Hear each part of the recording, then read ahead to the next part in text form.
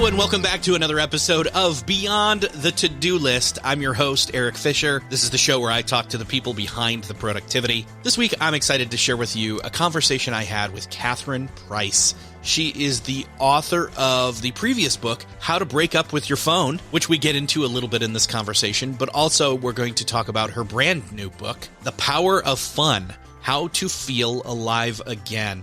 We talk about the definition of fun, what it is and what it isn't.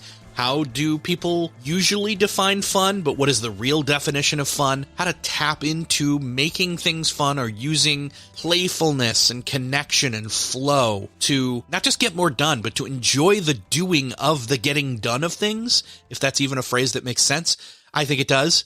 I like to not just do the things and have them be done, though I know often getting the thing done, even if it's not enjoyable, is worth doing. But moreover than that, I like enjoying getting the thing done. And I don't just mean the checking off of the thing. I mean the process. I mean the actual execution, the enjoyment of it. So that is what we're tapping into in this conversation and talking about her brand new book. And I think you're really going to enjoy this. In fact, you may even have fun. So I'll get out of the way and just say, enjoy this conversation with Catherine Price. Well, this week, it is my privilege to welcome to the show Catherine Price. Catherine, welcome to Beyond the To-Do List. Thank you so much for having me. I'm excited because, honestly, a couple years ago, it was post-book launch time for your previous book that I found out about it. I'm sure I have a note somewhere in a deep list of possible guests and just never reached out. And that's on me, but of course, I was probably spending too much time on my phone, but that's because, that was the point of your book, How to Break Up with Your Phone, which, one, is a great title, and two, what was that, 2018, I think? Yeah, 2018. Yeah, so that was still at that early stage of people are starting to talk about phones and our constant connection with them. And before we get into the new book, which is called, I'll just read it here, I'm holding it. I love physical books. Ooh. That's one of the ways to get rid of your phone or to use your phone less. It's called The Power of Fun, How to Feel Alive Again. And that is also a great title and a lot to dive into. But before we get into fun, I want to talk about a little bit in terms of this breaking up with your phone.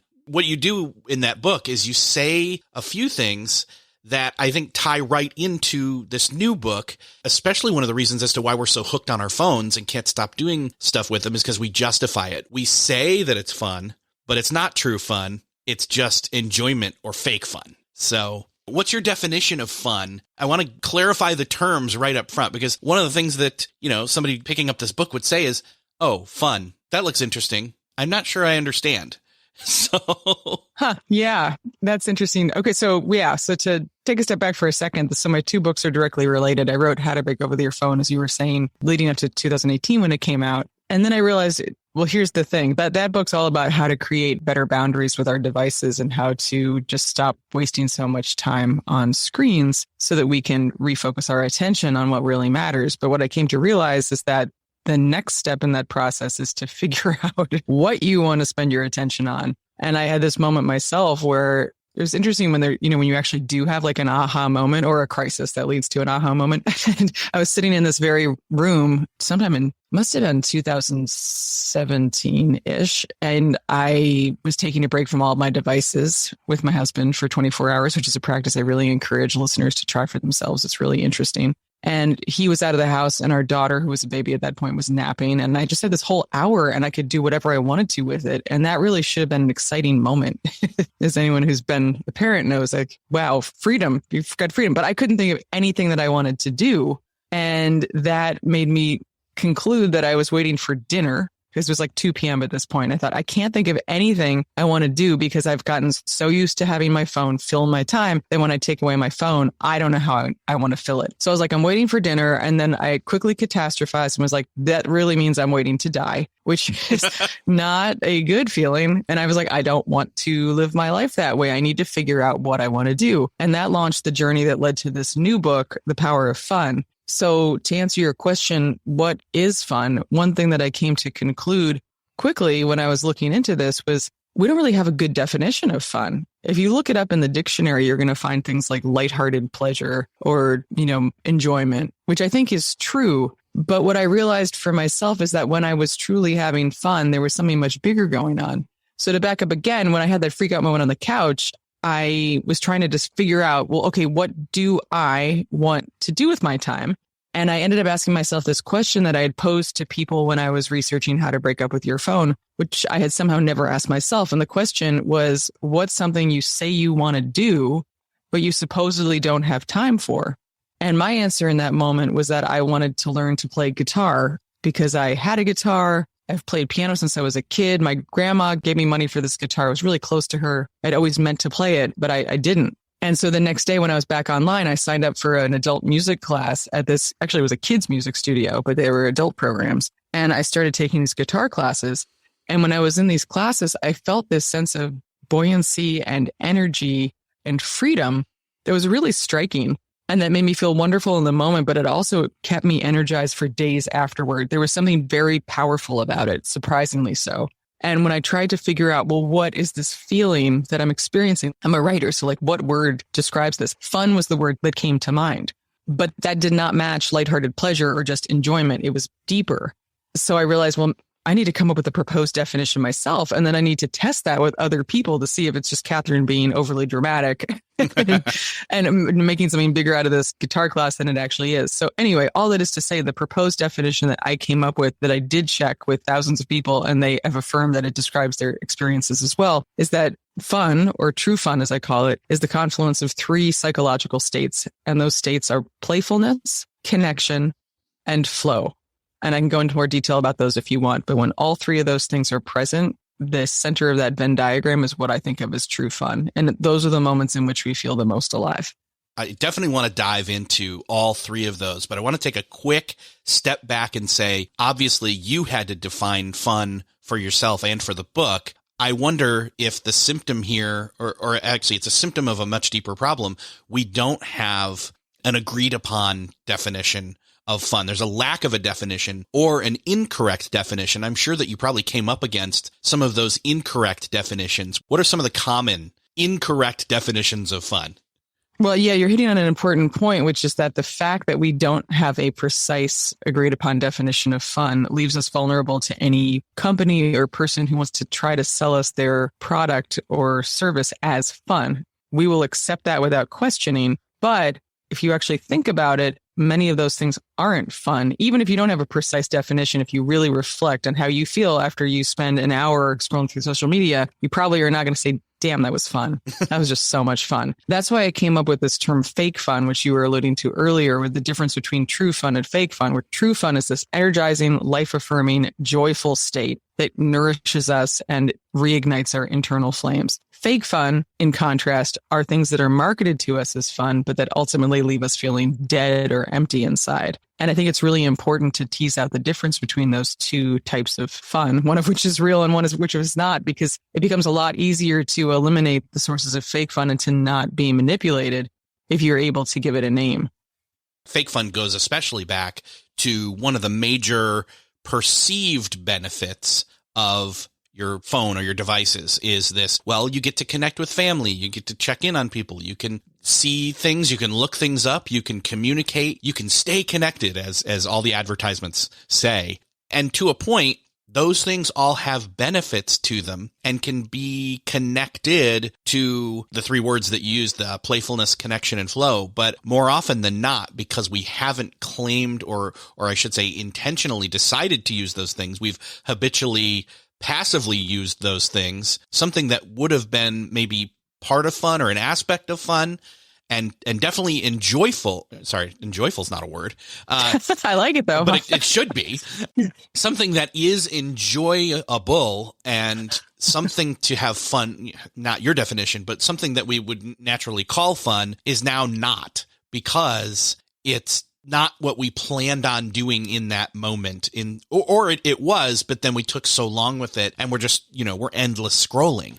Yeah, we end up cheapening the word by using it for things that it doesn't really apply to. And I think that's really important, as you're saying, when it comes to connection, because that is another thing where I think we all, well, I don't know. I know we haven't really thought, what does connection mean? But if you think about what it feels like when you're truly connected with someone, or you have a special shared experience with someone, and then you contrast that to how you feel reading through comments, on social media, or I don't know, even text messages are real people that So I think that that's somewhat different, but it does feel different to do that versus actually get to see each other. And I think we've all really had a chance to internalize that over the past year and a half when our opportunities for real in-life social interaction have been so limited. But I think it's very important to think about the different types of connection, both with and without quotes, that you engage in your everyday life, and then identify which ones feel really good. And then which ones actually don't leave you feeling connected at all? They actually leave you feeling further apart or angry, or that polarize us rather than connect us. We do not need any more of that, people. Like, we need the stuff that brings out our shared humanity and makes us feel closer to people. That's what we need. So I think, again, that if we put more attention into thinking about these words, it actually can have a very big impact on our experience of our lives. Definitely. And so speaking of those words, let's dive into the definitions, or, the confluence of playfulness, connection, and flow. And I think of those three words, we've only ever talked about flow on this show before. So I'm curious what your perspective is here. Sure. Well, we can start with flow if people are familiar with it, but that's the psychological state in which you're so engrossed in your present experience that you actually lose track of time. And so the most common example that people give for that is an athlete in the midst of a game, but you can also experience it in any sort of everyday experience. Like right now, I'm in flow because I'm totally focused on what we're saying and I am totally present. It's very different from what's known as junk flow, which is an important distinction, similar to how there's fake fun and true fun. Real flow is a very active and engaged state. Junk flow is the hypnotized state we get into when we're passively consuming content. That is not the real thing. So yes, time flies when you watch Netflix, but that's not the flow that we're talking about. Then in terms of playfulness, a lot of adults clench up if you say playfulness. We should be more playful, because I think that we think of it as childish, or it just makes us uncomfortable because we're so out of practice with that concept. So I like to emphasize that I'm not talking about playing make-believe or even playing a game at all. I'm talking about the spirit of playfulness, where you just have a lighthearted attitude and you're not overly wrapped up in outcomes. Because as adults, we're so goal-driven. If you look at the best-selling books, they're all about productivity and maximizing our time. There's an outcome that we're trying to achieve. We very rarely just do things for the sake of doing them for the pleasure alone. So that's what I'm talking about, letting go of this pressure to be perfect and just finding the humor in everyday life, changing our attitude. And then connection, as we were just talking about, means feeling truly connected with other people, or in some cases with another creature. A lot of people refer to dogs. I should back up for a second and say the way I researched this book, once I came up with this hypothetical, or I guess proposed definition that I had for fun, was I asked people from my Screen Life Balance newsletter to help me with my ideas and to share 3 anecdotes from their own lives, actually 4 anecdotes from their own lives that they would describe as having truly been fun. And the reason I did that is I wanted to see, as I was saying before, if it was just me, Catherine, thinking this was a profound experience, or if other people did as well. Well, spoiler alert, people definitely were tapping into the same energy. Whenever I read these anecdotes, I have this big smile on my face, but I also am often moved almost to tears because there's something very powerful about them. Anyway, as part of that, I asked people before I proposed my definition, did anything surprise you about what you just told me? And a lot of people wrote that they were surprised that they were self-proclaimed introverts, but yet all of the examples that they had just told me involved other people. And I thought, well, that's really interesting. I also asked people to identify, I gave them a list of descriptors and I asked people to check whichever ones applied best to what they just told me.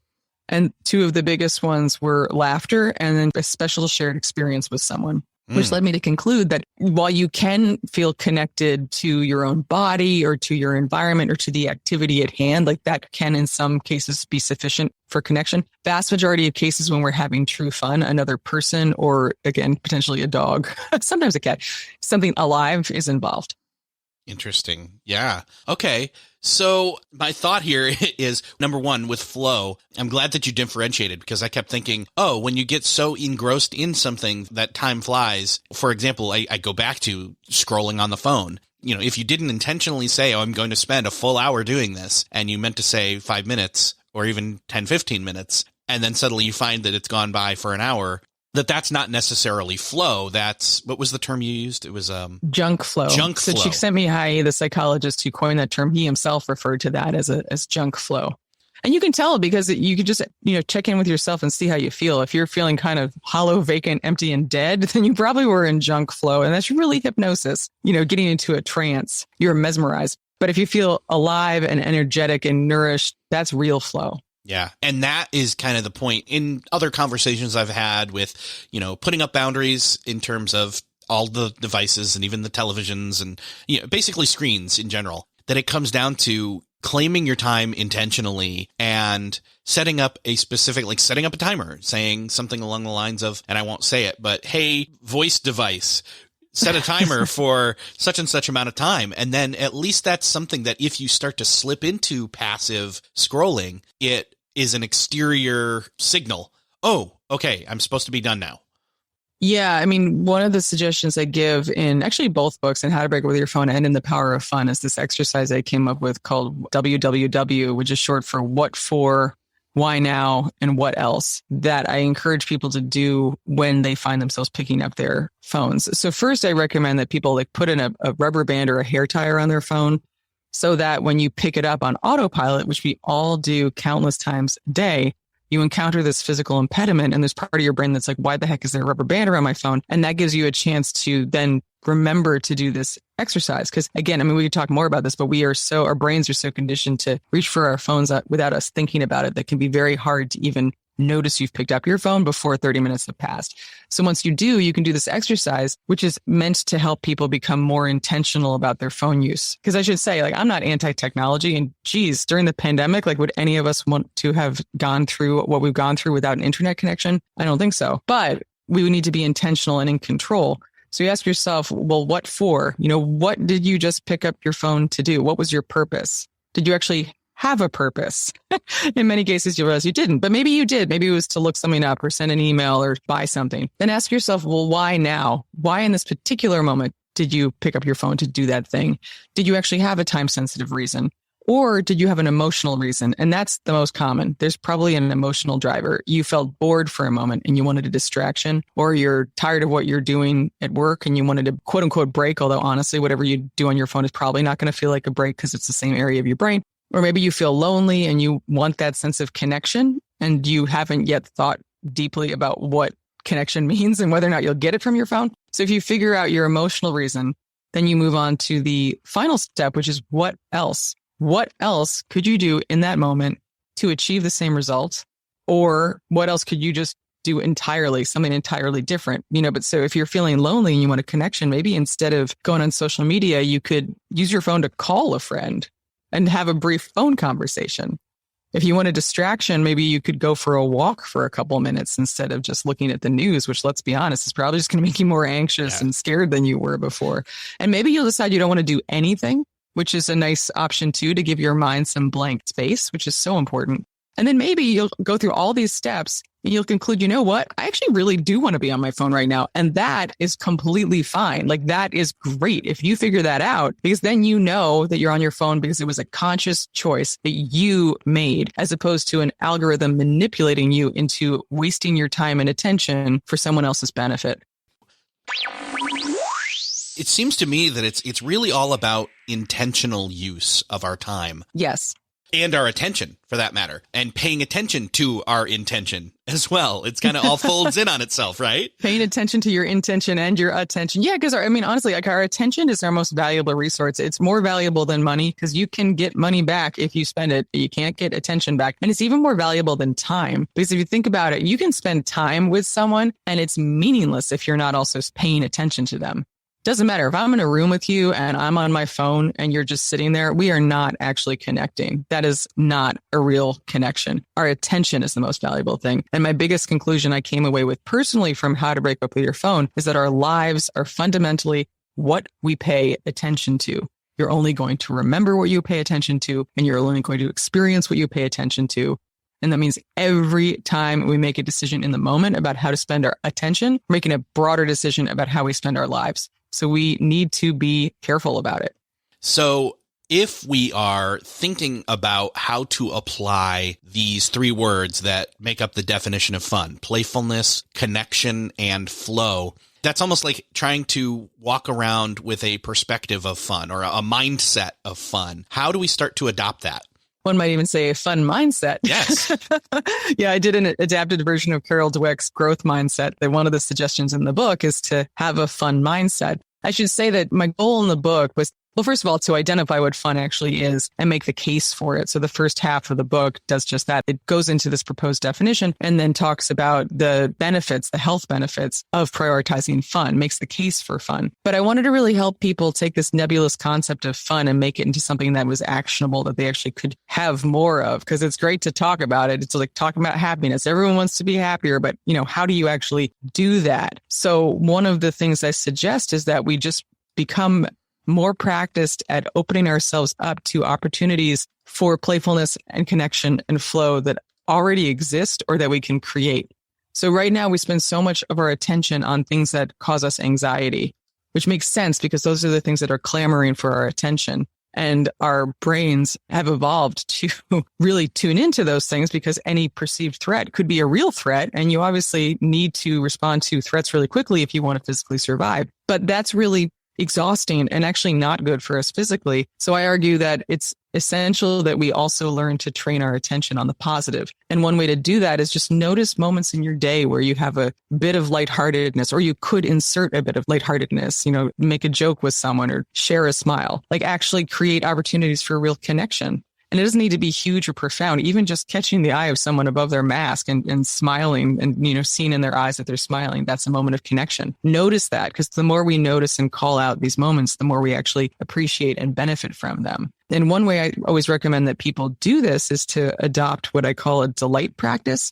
And this was directly inspired by this poet named Ross Gay, who wrote a book called, appropriately enough, The Book of Delights, for which he wrote an essay every day for a year about something that delighted him, which is just a delightful, although somewhat intimidating prospect. And what he proposes in that book is that you just notice things in your everyday life that delight you. And when you do, you put a finger in the air and you say out loud, delight.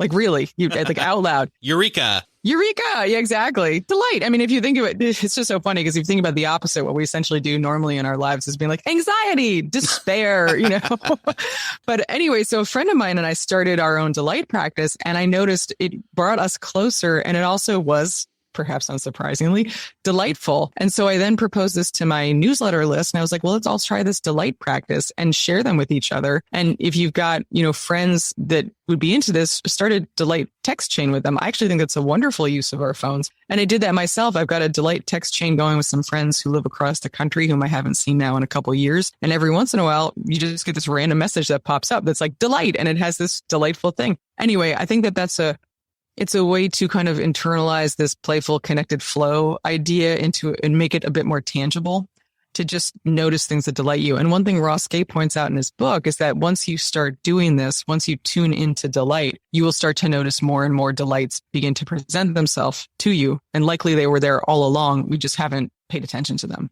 Yeah, it's a momentum that once it gets going, it's the domino effect. It starts to fall. It's like when you suddenly say, "Ooh, I'm interested in maybe buying this car," and then you suddenly see that car everywhere.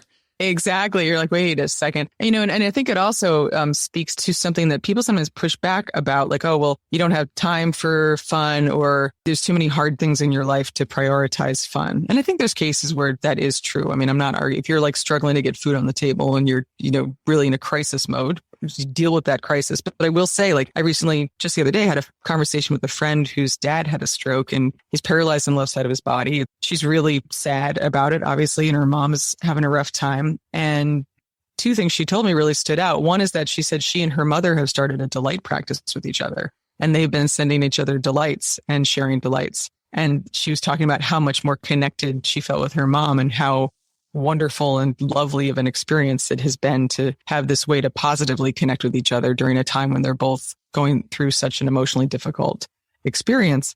And then she was also talking about, just helping her dad eat and having a thing where he doesn't have control over the left side of his body, and he just kind of dribbled food out of his mouth. And, I think there's situations where that could have been brushed away with a platitude, or they could have acted like it didn't happen. And she said instead, her father and she made eye contact and just both cracked up. And they just started laughing because they had this kind of more fun mindset towards it, where it's horrible. It was a horrible moment, but they were able to create and experience this connection by acknowledging the absurdity of it and laughing at it. And I thought that was really beautiful. Oh man, that really brings to mind a memory, a very good memory that I have of my grandfather. We were sitting all at the dining room table at his house with my grandmother, and he was in late stages of Alzheimer's. And it was sad because he was a research scientist and he was so freaking smart, and it just was starting to go and completely almost gone in a lot of ways. And prior to him being put in a home to be taken care of, we had some family lunches, meetings. So we're eating corn on the cob, and he starts to spoon out some chili from something and just starts covering his corn on the cob and then picks it up and starts eating it. And I look back at this fondly. I mean, it was a sign he wasn't all there, but that was not the point. The point was it was funny. He would have thought it was funny and kind of absurd.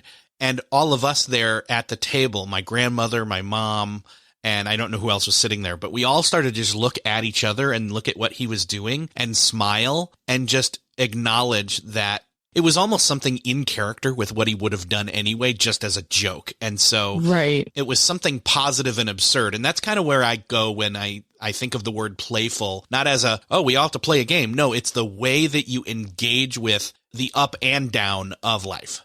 Totally. Yeah, I mean, you can't see me right now, but I'm nodding along and getting a little bit teary, and it's true. And in that moment, obviously you would have preferred it if you didn't have Alzheimer's and wasn't, that he was with it. But the fact that you guys connected over it, and you smiled over it. And that's just, I think that really speaks to how powerful fun can be. And it's strange. I mean, I think the semantics of it are so interesting because it's like, oh, you're playful about your grandfather who's got Alzheimer's with chili on his corn, but that speaks to how we kind of misinterpret playfulness. It really is the attitude, and we can bring that to the worst situations.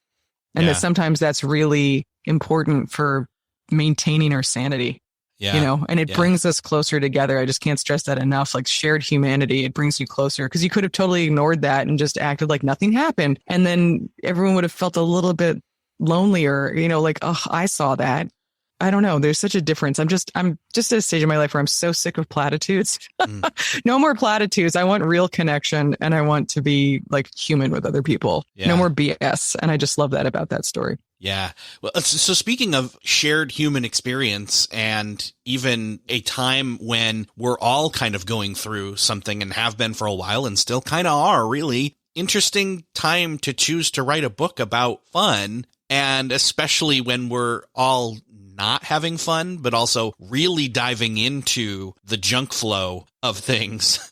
What was that process like in terms of, and I definitely want to talk a little bit more about what are the benefits of fun? And that kind of ties in because we all need it now. Oh no, I'm going to say this. Shoot. I never want to say this on my show, but I'm going to say it anyway. Now more than ever. we now more than ever need fun. And I hate that line, but like, it's kind of true. We do almost need to pay attention in this moment more than we have in the past. Yeah, I kind of feel like, that would have sounded like a cliche in 2019, but now it's like, no, guys, like we really do need it more than ever. Yes, it may be trite, but it is true. Yeah, exactly.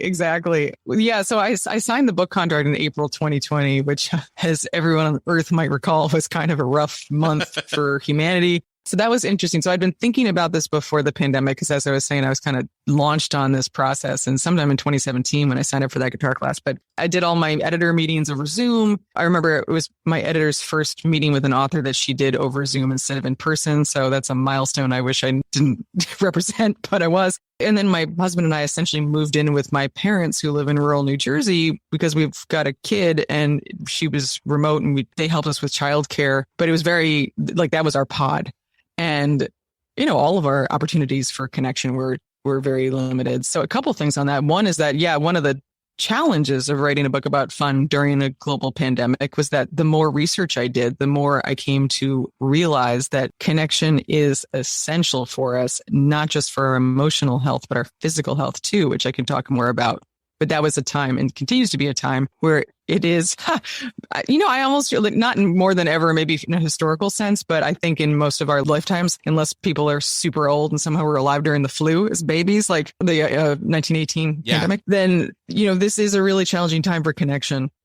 But I will say that writing a book about fun in this context also was helpful to me because it really did help me better understand the importance of fun and what fun is, so that I ended up spending less time on fake fun than I think I otherwise might have. And then also importantly, I think this is potentially useful to people as we go into whatever phase we're going into of this situation. It really taught me of the need to prioritize fun. Sometimes it's going to take work to create human connection if you're in a situation where your social interactions are limited and we're all worried about getting each other sick. As an example, one of my main sources of fun is playing music with this particular group of friends.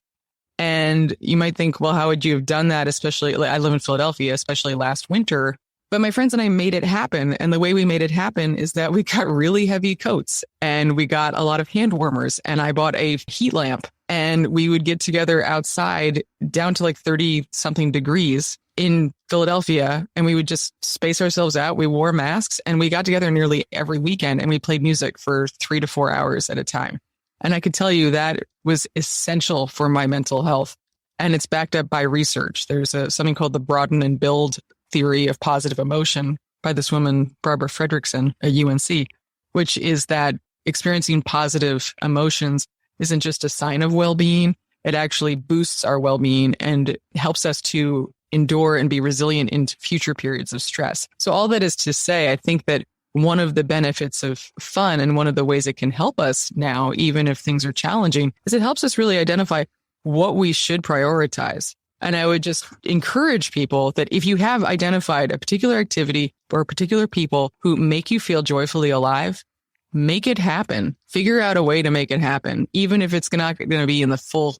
We don't have all the freedom that we typically would have, but there are more opportunities than we might immediately recognize to experience fun, and we should prioritize it right now. Yeah. Actually, we should always prioritize it, but we really should right now, even if it's challenging. Well, and that's why the phrase now more than ever makes sense in this instance, because we weren't prioritizing it already. So we already at prior pandemic state needed to be prioritizing it. And then it became so much more of a necessity to have that fun mindset added on as a filter to how we're looking at everything, but not just looking at everything, actually planning, like you said, to intentionally spend time with people, with activities, with ourselves even, to incorporate fun into our lives. Yeah, it brings up an interesting point. I think earlier in the pandemic, we kind of thought that all opportunities for fun were, or at least I did, were off the table because we so often associate the idea of fun with doing something exotic or like traveling someplace new or doing something really unusual, and that obviously was not possible. So I think a lot of us thought, well, okay, we can't do that now. Totally off the table. I've just got to survive. But it'll come back. And now we're at a stage where it's almost 2 years and it's like, well, hopefully that stuff is going to become easier. But right now, like, oh God, it's so depressing. But no, it's not like, oh, when are we getting back to normal life now? It's like, no, this is normal life right now. We don't know when it's going to go back to that previous version of normal life, but we got to cope with what we have right now. And that means we're going to have to think a little harder about how to thrive as much as we can, despite all the challenges of the current circumstances. And we need to figure out how to have fun in our current situations, not just wait for that time when you can take that trip or you can get together with those friends in some exotic location. Like, what can you do today to have a bit more fun? Yeah. Yeah. And I've been lucky. I've gotten to go a couple of places because things, in windows of time or with vaccinations or with masks, all different precautions and things like that. I've been able to, obviously not as much as I ever would have prior to the current situation, but I did get to go do those things. And as usual, like what would have happened prior to pandemic, had I gone on a trip to, such and such, you look forward to the trip, you go do the trip, you come back from the trip and you wish you were still on the trip. You catch up on your emails and it's all this kind of, in other words, it's not an ongoing perspective or mindset. It's a thing to thing to thing. And then in the meantime, instead of thriving, I'm in survival mode. That's a very good point. We're like, okay, well, that was the fun time. Like that vacation, that was the fun time. And also, let's be honest, like most of us just spend our vacations checking work email and like posting things on social media. So you're not really taking the break. But you're right. It's kind of, we have this demarcation in our mind. Like that's the fun time. And now I'm back to normal life. And I would argue that whether there's a pandemic or not a pandemic, that is totally the wrong approach. We need to figure out how to have fun in our everyday lives. I talk about this in the book as the concept of microdoses of fun and then booster shots. That was a term I came up with before booster shots were really a thing. But the idea is that essentially you always want to have something to look forward to on your calendar. And they can be little things or it could be big things. And you also want to just find opportunities to microdose on fun throughout your day, which, can be very small. Like if you're driving in the car and your favorite song comes on the radio and you take a second to turn it up and just belt along with your song and just be lost in the moment for those 4 minutes, that counts as a microdose of fun. You want to build as many of those into your day as possible. Or for example, the guitar class that I signed up for, we actually continued that over Zoom for all of last winter, which, by the way, if there are any musicians in your audience, you can't do music over Zoom. We just essentially watched our teacher play guitar and sing. It was so lame, but we did it because it was as close as we could get to our experience. But, that's Wednesday night. And I know every Wednesday night, I'm going to have this opportunity to play music with this particular group of people. And knowing that is on my schedule boosts my spirits during all the other days of the week, too. So I have an acronym in the book called SPARK to help people put these things into practice and incorporate more fun into their lives. But the K in SPARK is to keep at it. And that's exactly what you're getting at, is that you need to make this a priority on an ongoing basis, not just something you think of in terms of that weekend away or that one vacation. Fun needs to be part of our daily lives. Yes, it's integrated, it's permeated, it's a constant perspective and, a lens that we're looking at everything through, experiencing everything through, but not just experiencing everything, but catalyzing experiences. Mm-hmm. And like you said, intentionally micro dosing on fun.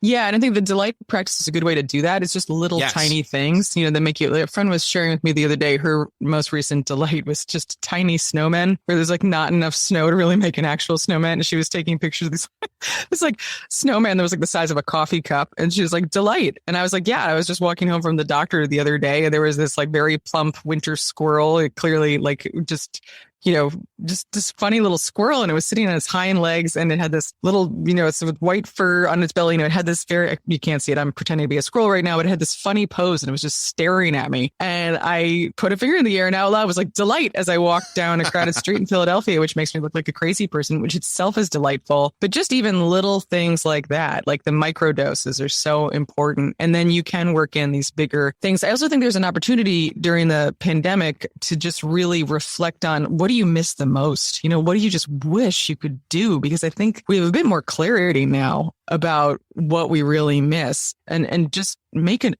almost literally make a note of that somewhere. Because when you do have the opportunity to travel more or whatever it may be, you want to make sure to prioritize the right things because the rest of life is going to come rushing back in really quickly. But if you know ahead of time, no, this is what I really missed. I think that's very helpful to write down and make it happen in the future. Have that as a booster shot and something to look forward to, even if you don't know when you're going to be able to do it. Just know that, I am going to plan that trip with that group of friends because that sounds so fun.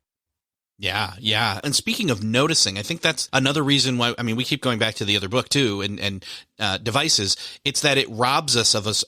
We get so habitualized to picking up something and having it be what we notice versus looking around at our surroundings.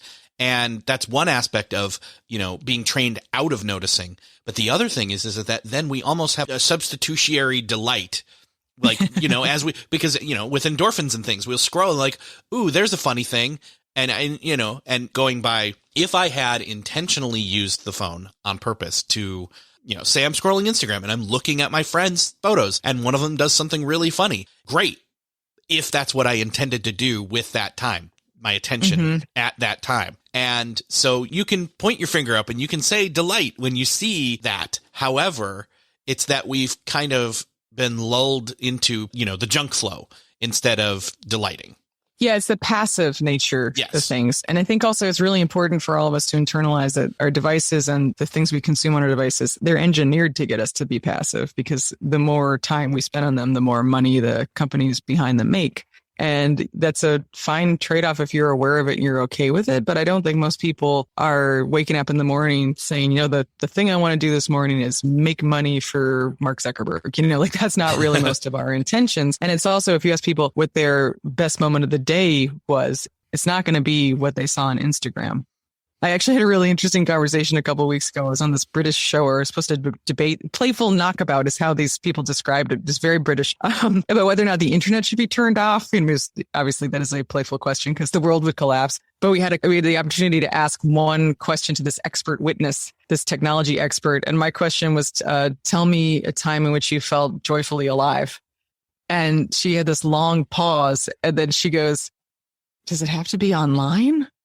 Because she was like drawing a blank. And I was like, oh, that question worked. And then she proceeded. I said, no, that's the whole point. Just when was the last time you remember feeling joyfully alive? Which I invite your listeners to do too. And her answer then was when I ran into the ocean barefoot with, over the summer and felt the waves crash over me. And it was just like, there you go. Like that proves the point. Like the best moments of our lives are not going to be the ones where we were passively scrolling. No, not at all. Ugh.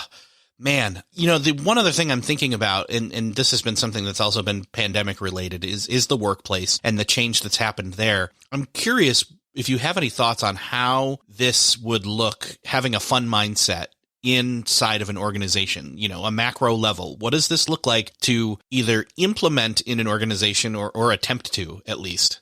Well, it's certainly not about just putting a ping pong table. No. And I mean, that could be fun, but well, that could be part of it, but that's not the answer, obviously. Yeah. I think the biggest systemic change that needs to happen is, from a business perspective, is helping employees create better boundaries with devices and communication tools in particular, because right now we have no boundaries between work and home life. We didn't have great ones before the pandemic because of the ability to check our work email from our phones. But now, we're a mess. And I think there needs to be a lot more thought on the part of leadership of how to create systems for communication that allow employees to take breaks without feeling anxious about missing something. So this might not seem directly related to fun, but I actually think it is, because as we've been talking about, one of the fundamental components of fun is flow. And flow, as we've discussed, is a state of total engagement. That means anything that distracts you is going to pull you out of flow. You can't be distracted and in flow. And if you're not in flow, you can't have fun. So distractions get us out of having fun. Well, part of the problem we face right now is that we've been so conditioned to feel that we always have to check our phones in case of a so-called emergency that we just are constantly only half present in our lives. So we can't have fun. So one thing I really suggest is that employers and people, anyone, talk with your teammates, but it's especially from a leadership perspective because you've got more control, is figure out what the communication should be. What is an emergency? And then how are you going to communicate that emergency? And it should not be over email. It should be very clear about what actually is urgent. And then it should be, I would propose phone calls or something that goes through a different medium so that employees don't feel that they have to be tethered to their phones at all hours of the day to check their work email in case of an emergency, if that makes any sense, because that's going to prevent them from having fun. And I think also just having conversations about the benefits of fun or encouraging, setting actual rules about when people should be emailing each other. And encouraging people to use schedule send, for example, yes. Maybe I can't resist writing an email at 10 p.m. back to you because it's on my mind and I need to get it off my mind. But if I send it to you, and then even if I say you don't need to look at this till tomorrow morning, if you see that, now it's in your mind and I just ruined part of your evening. I made that mistake myself last night when I checked my email from my phone because I was waiting for an edit on a piece I'm working on. And it was in the middle of this outdoor hangout I was doing with some friends playing music. And I got this super annoying email. And it really colored my experience that otherwise would have been purely joyful. It was a big mistake and totally against what I tell everyone else to do. And I learned my own lesson. But my point being that, there are tools that can help us with this. There should be more, but there are tools. So schedule your emails to just send during working hours and then have this communication system for emergencies so that you actually have a culture where people are given time away from work. That's, I think, the most important first step. The next step is to have more personal reflection on, okay, what do you want to do with this newfound leisure time? Because in many cases, we have forgotten, if we ever did know in the first place, what we love to do. But I think from a workplace perspective, the first thing is helping people set better boundaries with their devices. Yeah, man, there's so much more in the book. Obviously, we're running low on time, but I want to make sure to direct people to where they can find out more about you and your newsletter, as well as the book. And so what's the best place to do that?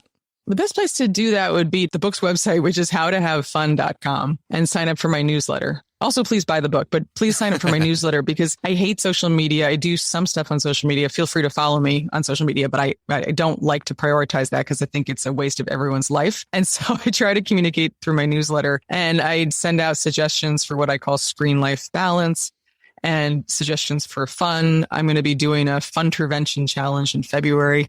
if people would like to participate, where we're going to try to devote February to having more fun. I've decided it's the least fun month of the year because it's so cold and dark and the spring's so far away and the holidays are over. But yes, please go to howtohavefun.com. Perfect. I will link up to that in the show notes. And Catherine, it's been great talking with you. Obviously, the last book, as well as this one, kind of hint at a trajectory where you're continuing to think on these deep and practical thoughts. And as soon as you're ready to talk again, open invitation. Come on back. We'll talk some more. Well, thank you so much. I really enjoyed my conversation with you, and I would love to come back. Well, that's another podcast crossed off your listening to-do list. I hope that you enjoyed this conversation with Catherine Price. I really enjoyed this book. I had fun talking about fun, and I hope you did too, at least listening to us talk about having fun. I really encourage you to grab this book. I think having a correct perspective and adding in playfulness and connection and flow, these are all things that I think recently, as we talked in this conversation, you will notice were some of the things that fell by the wayside or were what we struggled with to get a handle on the lack of playfulness, the lack of connection, the lack of flow when it came to the pandemic and our connection with each other, to ourselves, to our work, to our hobbies, to our fun. And so I highly suggest grabbing this book. I'm going to go through it again. I don't say that every time, but, and I won't call out which ones I wouldn't say that to, but it's really encouraging to me to see work like this happening. Not just an approach, but a perspective on fun happening and being out there. So I just highly suggest you grab the book. You can find the link for that in the show notes for this episode also, as well as the link to share this. If you would do me the favor, if you had fun listening to this conversation, I'm betting somebody else you know might as well. Hit the share button on your podcast player app of choice, or again, in those show notes I mentioned, and share this episode with somebody. Thank you so much for sharing. Thanks for listening, and I will see you next episode.